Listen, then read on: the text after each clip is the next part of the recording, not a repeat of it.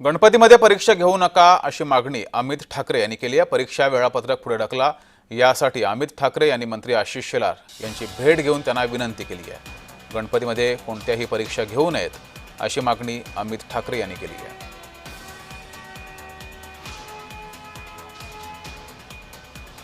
27 तारखेला आपला गणेशोत्सव सुरू होतोय आणि मला वाटतं ह्या पावसाळी अधिवेशनात आशिष सरांनी गणेशोत्सव याला राज्य महोत्सवाचा दर्जा दिला। राज्य महोत्सवाचा दर्जा दिल्यानंतर मला वाटतं की अशा कॉलेजेस किंवा शाळांमध्ये हा सगळ्यांचा उत्सव आहे, त्याच्यामुळे सगळ्यांनी तो आनंदात साजरा केला पाहिजे।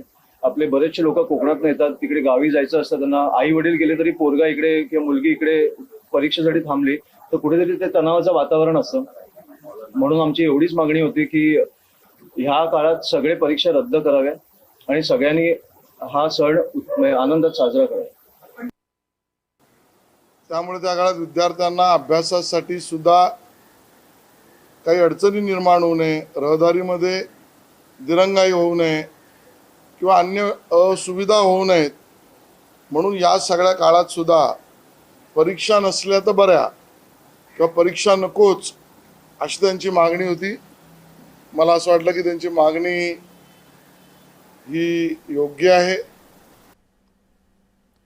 तर याबाबत छगन भुजबळ यांची प्रतिक्रिया समोर आली आहे, ती पाहूयात। असं राजकारणामध्ये कोणी विरोधक असतील, राजकारणात शत्रू असू नयेत। आपल्या विरोधी काम करणारे जे आहेत, पक्ष असतील, नेते आहेत, ते आपले विरोधक आहेत, आपले शत्रू नाहीत। ही भावना ठेवूनच सगळ्यांनी वागलं पाहिजे।